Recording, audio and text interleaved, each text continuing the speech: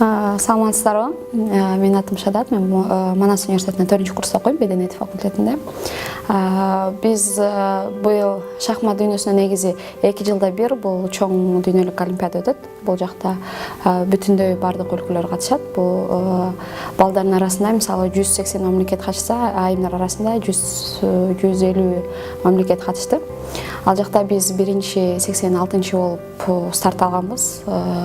Толук жыйынтык менен 48 орунду алсак, оюндун ичинде 11 оюн болот. 11 оюндун ичинде толугу менен 150 команда толук чогуу ойной беребиз.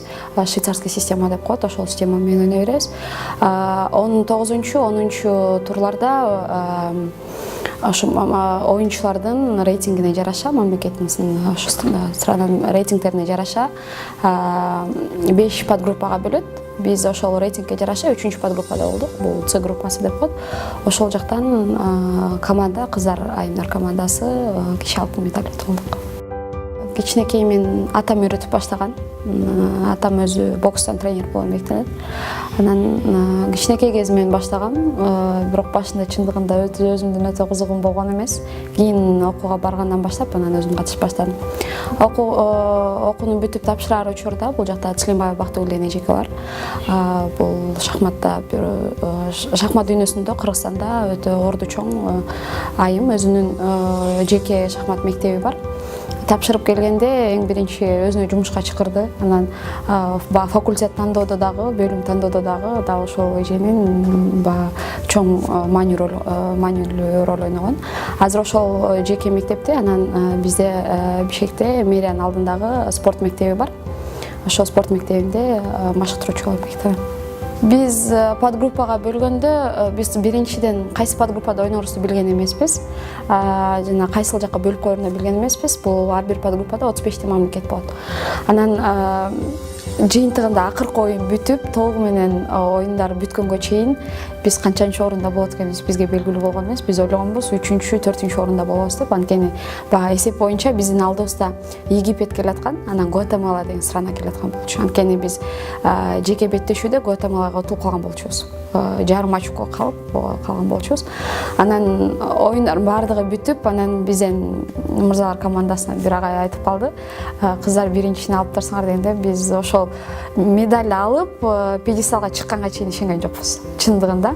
Анткени ал жакка чыкканда бул сөзсүз түрдө башкача бир мындай кандай десем чувство болот. Анткени себеби бул өзүңдүн ошончо мамлекеттин арасында бул 4000ден ашык катышуу катышат. Ар бир мамлекеттен 5тен оюнчу болгондо эле 4000ден ашык адамдар бар.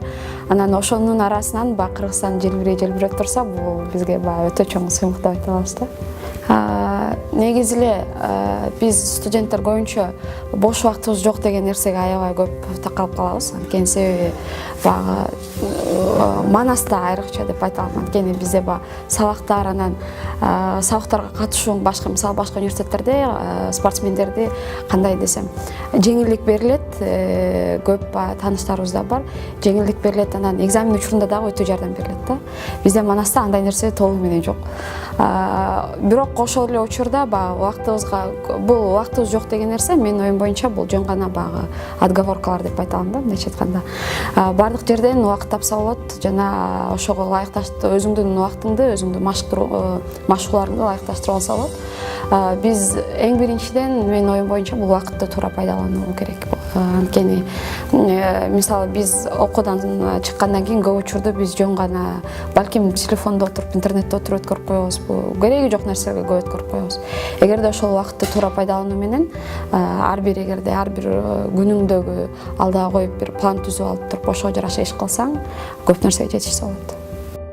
Кичинекей кезимде атам ушинтип үйрөтөт эле. Эгерде адам алда койгон максаты жок болсо, бул адам өзүнүн жашоосун жөн гана күн убакыт өткөрүү үчүн жашайт депчи.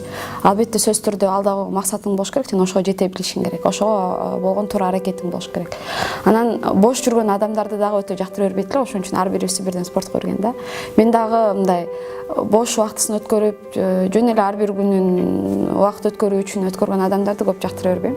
ошол себептен аракет кылам сөзсүз түрдө кичинекейинен эле ошол шахмат дүйнөсүнө болобу же болбосо негизи эле билим жаатында жана спорт жаатында да кененирээк өзүм жетишпей калган нерселерди үйрөткөнгө аракет кылам. Бирок албетте алар өздөрүнүн дагы баягы чечими болуш керек. Кайсыл жакка көбүрөөк кааласа ошол жакта болуш керек.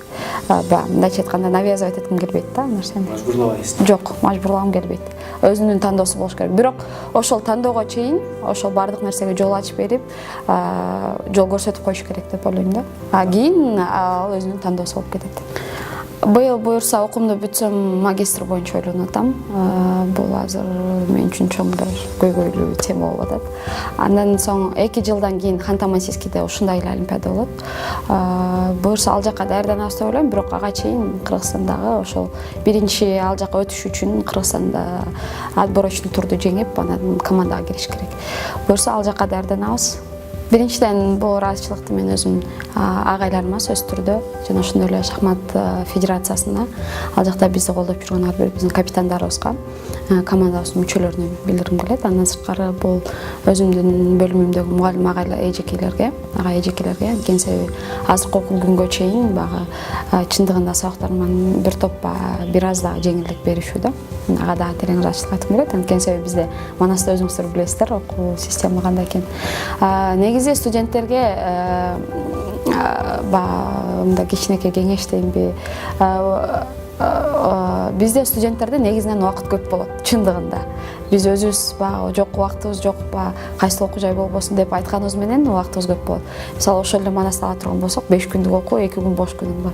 Ошол эле 2 күндү эгерде сен туура пайдаланып, туура жагына колдонсоң, анда бул көп жетишкендиктерге жетишсек болот. Биз жөн гана убакыт жөн өткөрүү менен эмес, эгерде ар бир убактыбызды пайдалуу жакка кетирсек, мисалы бизде Манаста кандай көп мүмкүнчүлүктөр бар.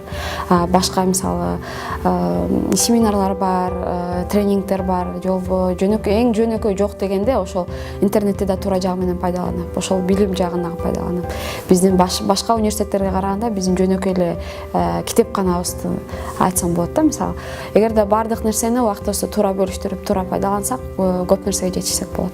Ошондуктан көп мен дагы ушул нерсеге көп уклон кылам, бул убакытка да.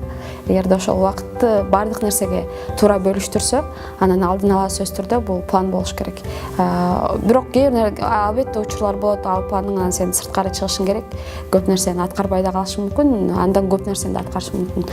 Бирок эгерде ошол өзүңдүн определенный бир графигиң болсо, график түзүп жана ошого жараша иш кылсак, көп нерсени аткарып жетишсе болот.